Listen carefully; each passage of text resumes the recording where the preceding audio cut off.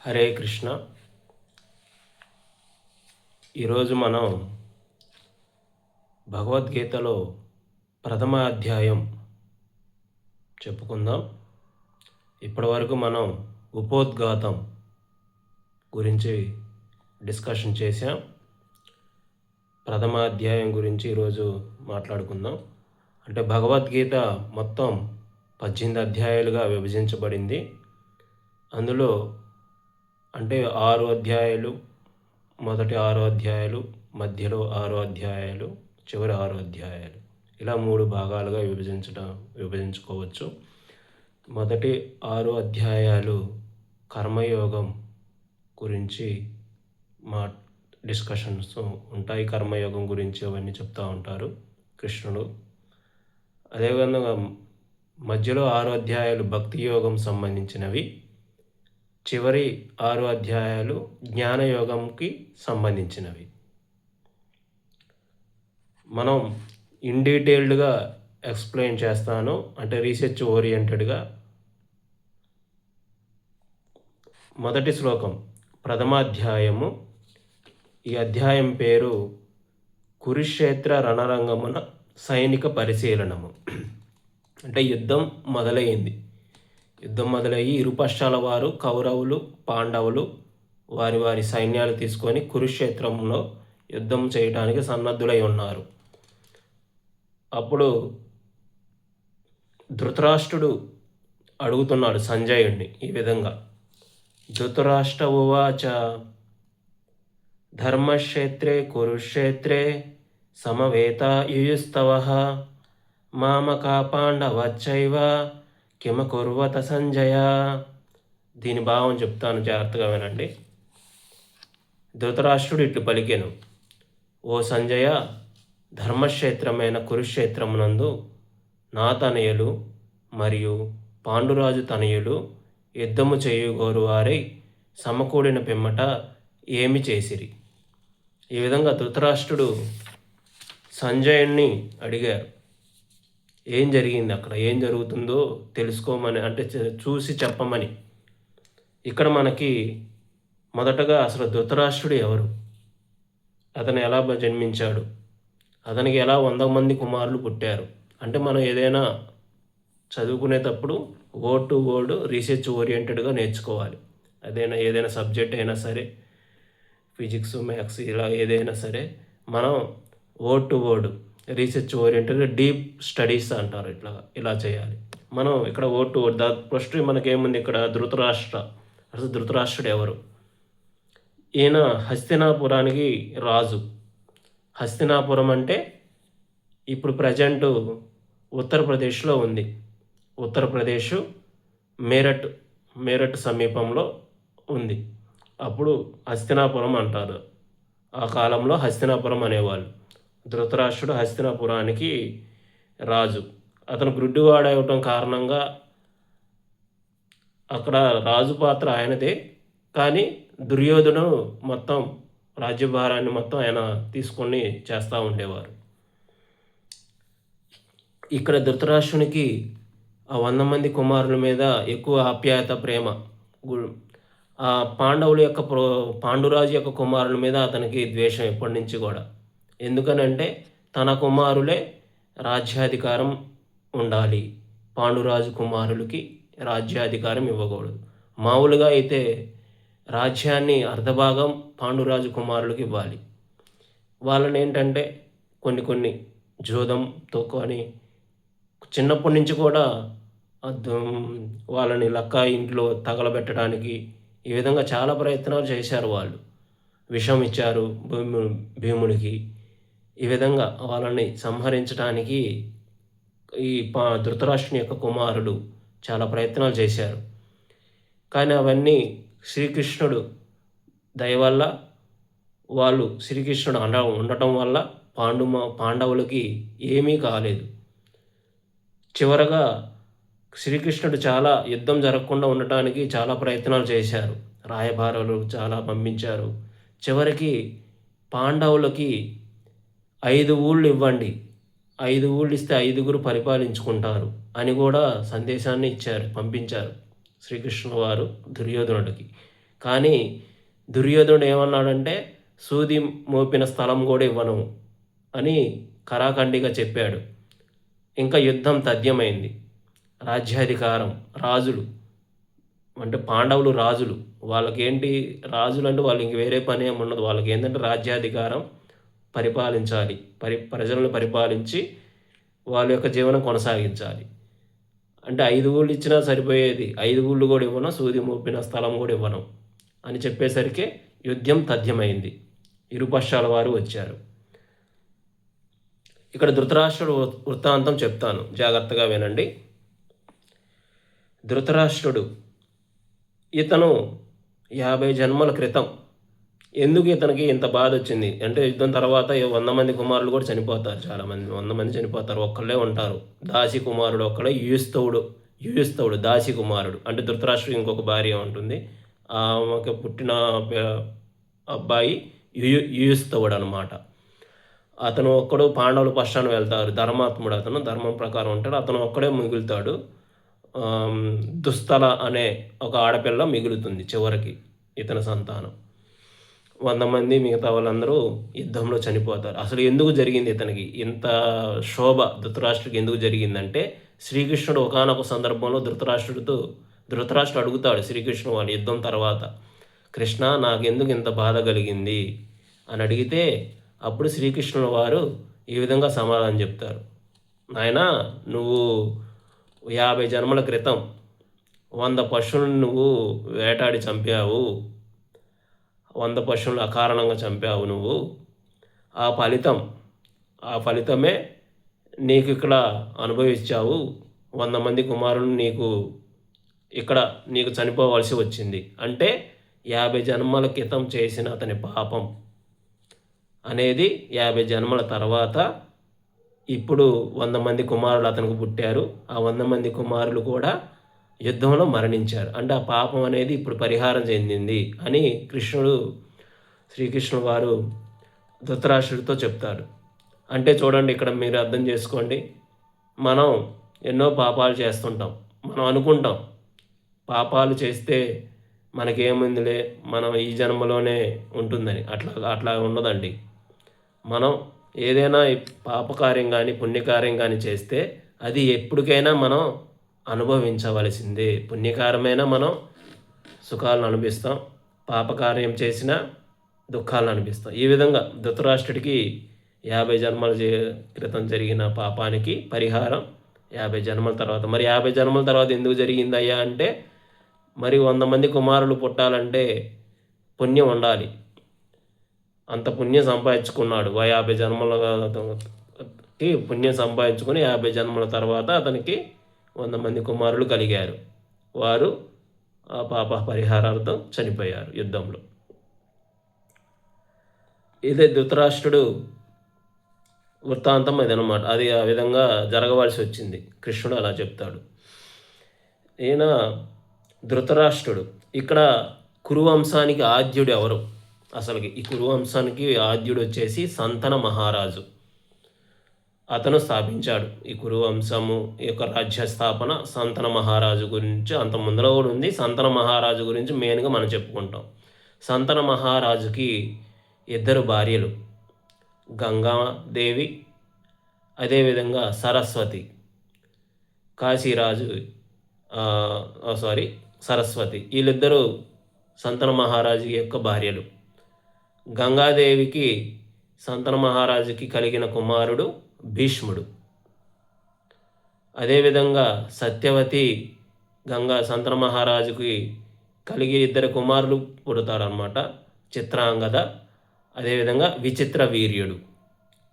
చిత్రాంగద కుమార్తె, విచిత్ర వీరుడు కుమారుడు సత్యవతికి జన్మిస్తారు. సంతన మహారాజుకి సత్యవతికి ఈ విధంగా ఉంటుంది. కానీ భీష్ముడు తన తండ్రి కోసం ప్రతిజ్ఞ తీసుకుంటాడు, తన తండ్రి యొక్క సుఖాల కోసం. అది ఒక వృత్తాంతం ఉంది, అది తర్వాత ఎప్పుడైనా చెప్పుకుందాం. తండ్రి యొక్క సుఖాల కోసం భీష్ముడు ఏం చేస్తాడంటే నేను ప్రతిజ్ఞ చేసుకుంటాడనమాట.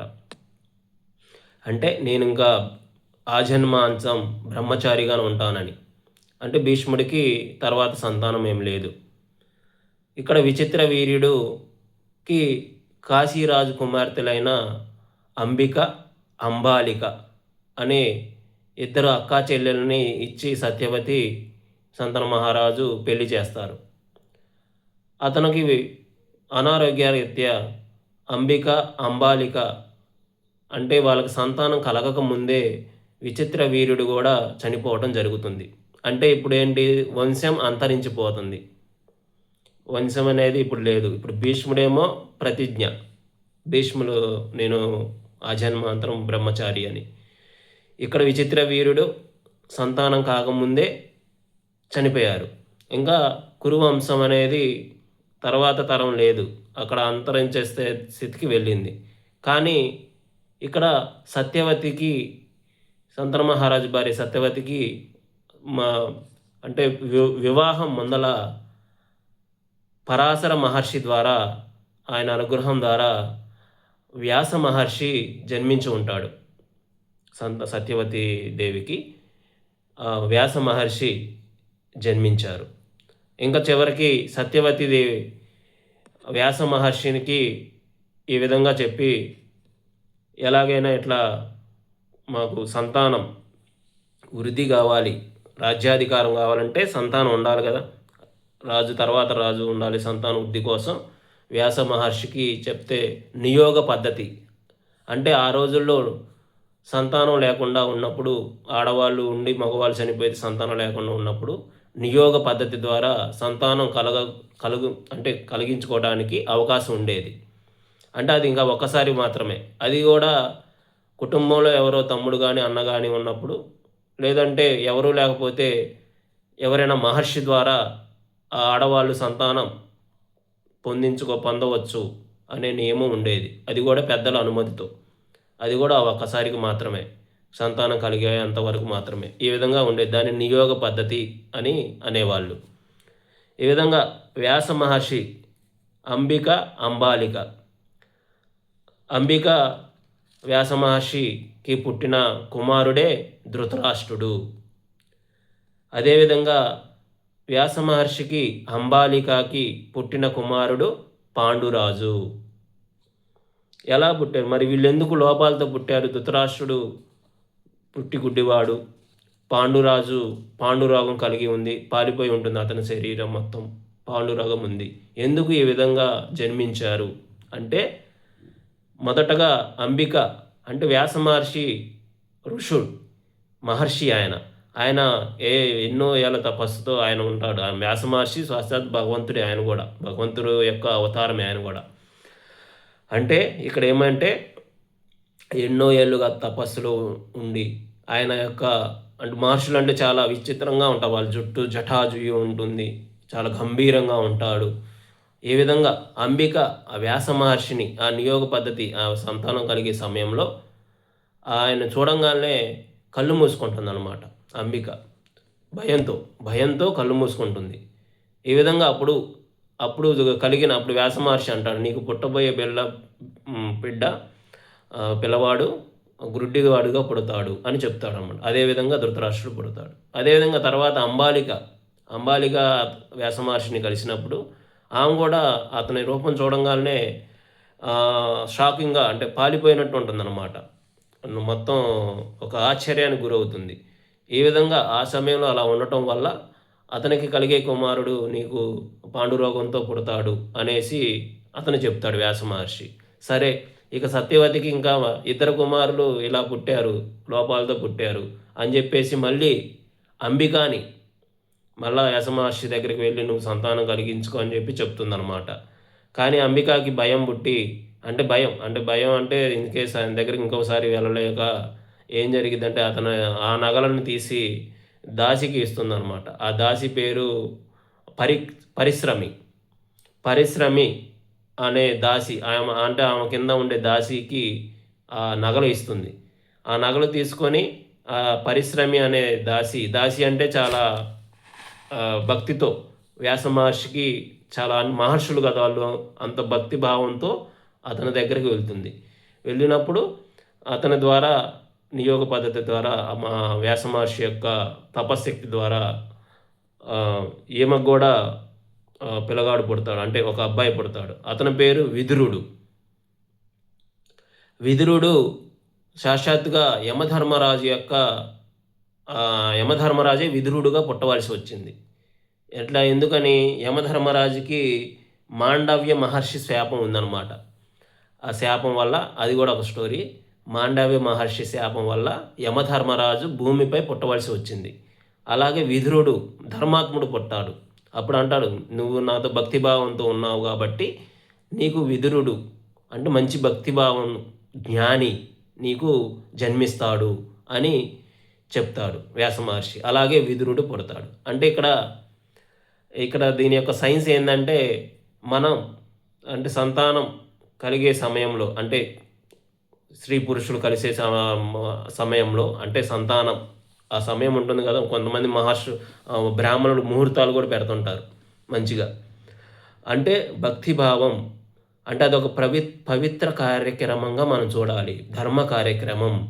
అదేదో మన ఇంద్రియ తృప్తి కోసం మనం అనేది చేయకుండా, అంటే ఇక్కడ ఏంటి, సైన్స్ ప్రకారం బాగా భయంతో కానీ ఏ విధంగా ఉంటే పుట్టే వాళ్ళు ఎలా ఉంటారు, అనారోగ్యంతో పుడుతుంటారు.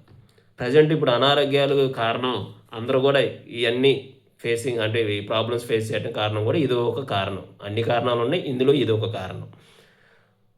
ఓకే, అంటే ఆ సమయంలో స్త్రీ యొక్క మనస్సును బట్టి, అంటే పుట్టే పిల్లవాళ్ళ యొక్క ఆ మనసు అనేది వస్తుంది.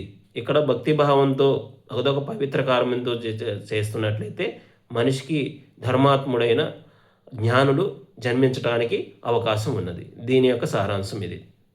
ఈ విధంగా ధృతరాష్ట్రుడు, పాండురాజు, విదురుడు ముగ్గురు అన్నదమ్ములు.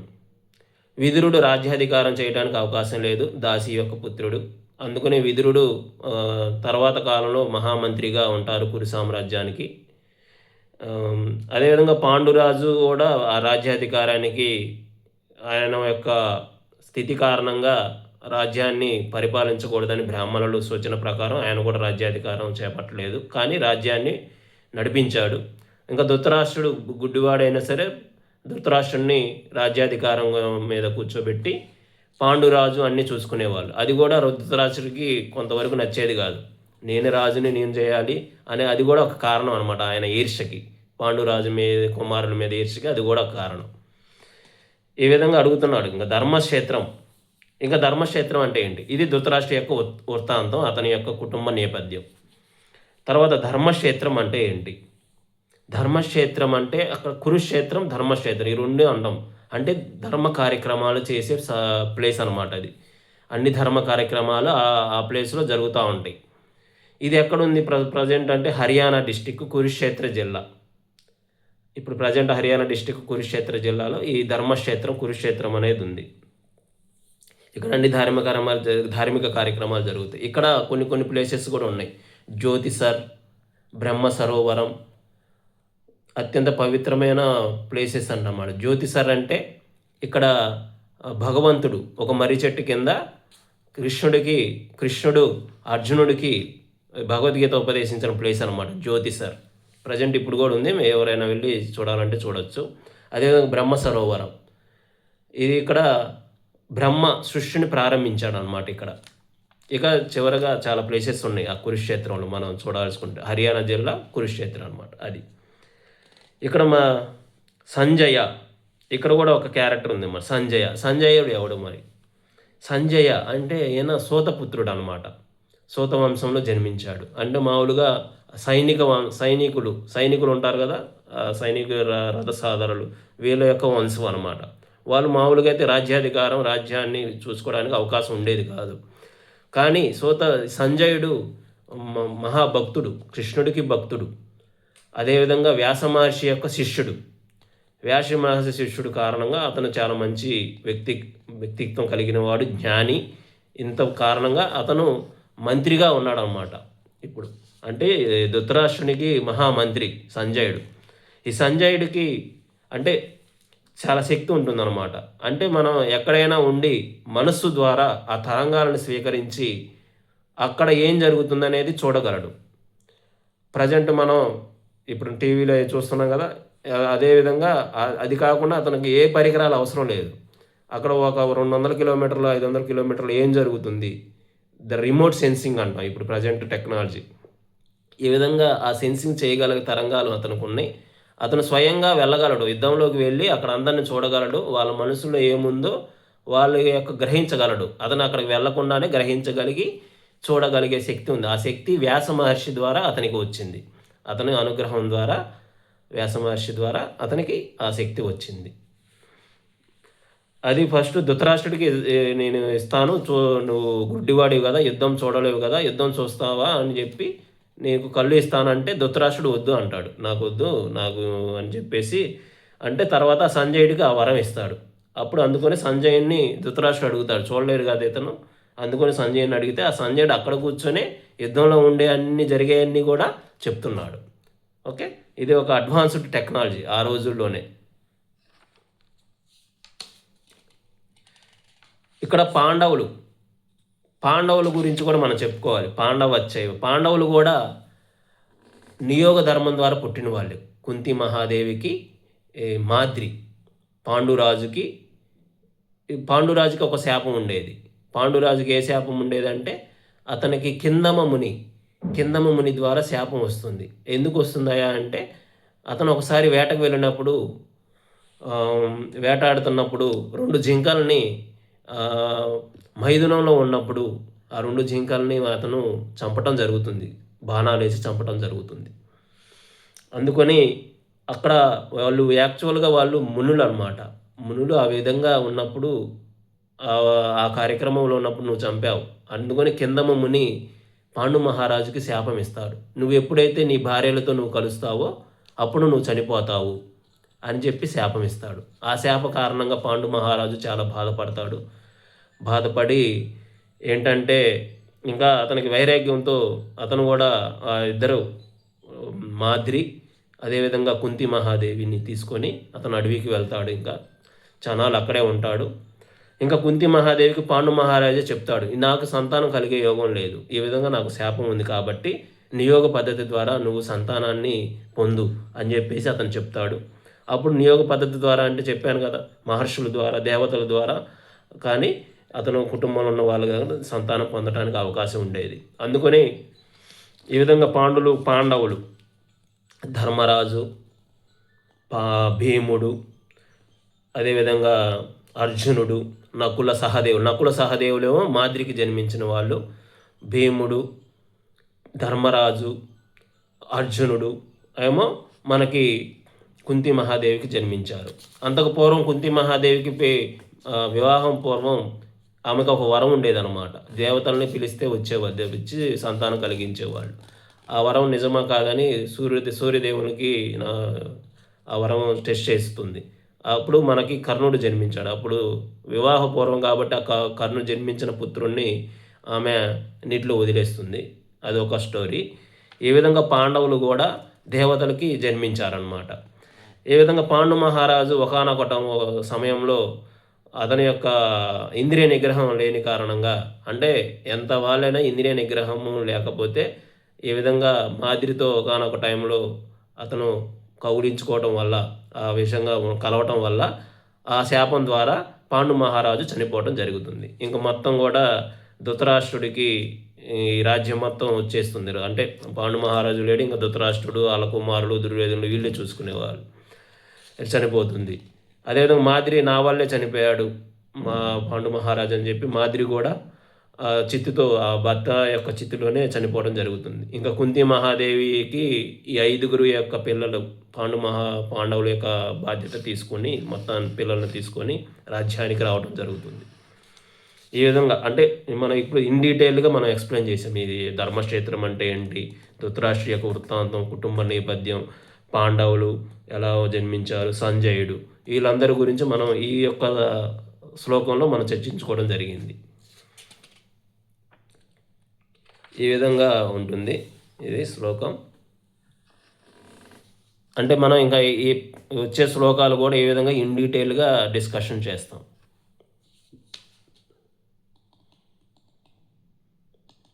అంటే ఇక్కడ ఈ విధంగా ధృతరాష్ట్రుడు అడిగితే సంజయుడు ఇలా పలికాడు. సంజయ ఉవాచ దుష్టాతు పాండవానీకం వ్యూఢం దుర్యోధనస్తదా ఆచార్యముపసంగమ్య రాజా వచనమబ్రవీత్. భావం చెప్తాను వినండి. సంజయుడు పలికెను, ఓ రాజా, పాండు తనయులుచే వ్యూహముగా ఏర్పాటు చేయబడిన సైన్యమును గాంచిన పిమ్మట దుర్యోధనుడు తన గురువు చెంతకు చేరి ఈ క్రింది విధముగా పలికెను. అంటే దుర్యోధనుడు అతను చూస్తున్నాడు అక్కడ జరిగేది. దుర్యోధనుడు గురువు గారి దగ్గరికి వెళ్తున్నాడు. వ్యూహంగా చేయబడిన సైన్యం గాంచిన పిమ్మట దుర్యోధనుడు గురువు గారి దగ్గరికి వెళ్తున్నాడు అని చెప్పి సంజయుడు ధృతరాష్ట్రుడితో బదిలించాడు, అంటే చెప్పాడు. ఇక్కడ కౌరవులు కూడా ఎలా పుట్టారంటే, కౌరవులు గాంధారి మహాదేవికి పుట్టారు. దుర్యోధనుడు మొదటివాడు. 100 మంది సంతానం ఎలా కలిగారు అంటే, ఇక్కడ కుంతీదేవి గాంధారి ఇద్దరు కూడా ఒకేసారి ఈ కడుపుతో ఉండటం జరుగుతుంది. కుంతీదేవికి ఏమో ధర్మరాజు పుడతాడు. ఇంకా 2 సంవత్సరాలకైనా 3 సంవత్సరాలకి ఏమికి ఆ గర్భంలో నుంచి పిండం మనకు జన్మించడు, పిల్లవాడు జన్మించడు. అందుకనే ఆమె కోపంతో ఏం చేస్తుందంటే పిండాన్ని గట్టిగా కొట్టుకుంటుంది కడుపు బాధతో. ఆ పిండం అనేది అక్కడి నుంచి పడిపోతుంది కిందకి. పడిపోతే అప్పుడు ఏమంటారు, వ్యాస మహర్షి ఆ సమయంలో ఉండి, వ్యాస మహర్షి ఆ ధ్యానం శక్తి ద్వారా ఆయన ఏం చేస్తారంటే ఆ పిండాన్ని, అంటే నీకు 100 నెయ్యి కుండలు తయారు చేయించి, అంటే ఇప్పుడు టెస్ట్ ట్యూబ్ బేబీ విధానం ఉంది కదా, ఇప్పుడు టెస్ట్ ట్యూబ్ బేబీ ద్వారా మనకి పిల్లల్ని కంటున్నారు కదా, అంటే అప్పట్లోనే ఆ టెక్నాలజీ ఉండేది, అంత హై టెక్నాలజీ. 100 కుండలు రెడీ చేస్తే 100 మంది కుమారులు కాదు, నాకు కుమార్తె కూడా కావాలంటే అప్పుడు 101 కుండలు రెడీ చేసి ఆ పిండాన్ని ఆ 101 కుండల్లో ఉంచి భద్రపరిచి చాలా అన్ని టెక్నిక్స్ యూజ్ చేసి తర్వాత ఒక్కొక్కరుగా తర్వాత కొన్ని రోజులకి తీయడం జరిగింది.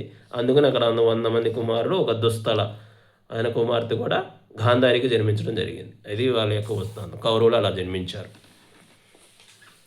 ఇక్కడ ఈ భాష్యం చెప్తాను వినండి. ఈ 2వ శ్లోకం. ధృతరాష్ట్రు పుట్టుకతో అంధుడు. దురదృష్ట చేత అతనికి ఆధ్యాత్మిక దృష్టి సైతం లోపించను. ధర్మ విషయము తన పుత్రులతో సమానముగా అందులని అతడు ఎరిగి ఉండెను. పుట్టుక నుండి ధర్మాత్ముడైన పాండవులతో వారు ఒక ఒడంబడికకు రాలేరని అతడు నిశ్చయంగా తెలిసి ఉండను. అయినను తీర్థక్షేత్రమైన కురుక్షేత్ర ప్రభావం గూర్చి అతడు సందేహాస్పదుడై ఉండెను. యుద్ధరంగమందుల పరిస్థితిని గూర్చి ప్రశ్నించుటలో అతని అంతర్ధానము సంజయుడు అవగతం చేసుకొనగలిగెను. కనుకనే సంజయుడు నిరాశ చెందియున్న రాజును ఉత్సాహపరచించి పవిత్ర స్థలముచే ప్రభావితులు అతని పుత్రుడు రాజీకి సిద్ధపడుట జరగబోదని ఆశ్వాసము నొసగెను. ఏ విధంగా ఏదన్నా రాజీ కుదిరిందేమో వీళ్ళకి, అది ధర్మక్షేత్రం కదా, రాజీ కుదిరి మళ్ళీ యుద్ధం చేయకుండా ఆగారేమో అనే డౌట్తో ఇతను ఉన్నాడనమాట ధృతరాష్ట్రుడు. అతనికి ఆధ్యాత్మిక దృష్టి కూడా లేదు, గుడ్డివాడు, ఆధ్యాత్మిక దృష్టి కూడా లేదు సరిగా. అందుకని అతను అనుకున్నాడు మా పుత్రులు గెలవాలి అని కానీ అతనికి ఎక్కడో భయం ఉంది. అక్కడ ధర్మక్షేత్రంలో ధర్మమే గెలుస్తుంది. పాండవులు ధర్మాత్ములు కాబట్టి, కృష్ణుడు కూడా వాళ్ళ పక్షాన ఉన్నాడు కాబట్టి వీళ్ళే గెలుస్తారని తెలుసు ఆయనకి. కానీ అడుగుతున్నాడు కావాలని, ఏం జరుగుతుందని ఉత్సాహంతో అడుగుతున్నాడు ఏం జరుగుతుందని.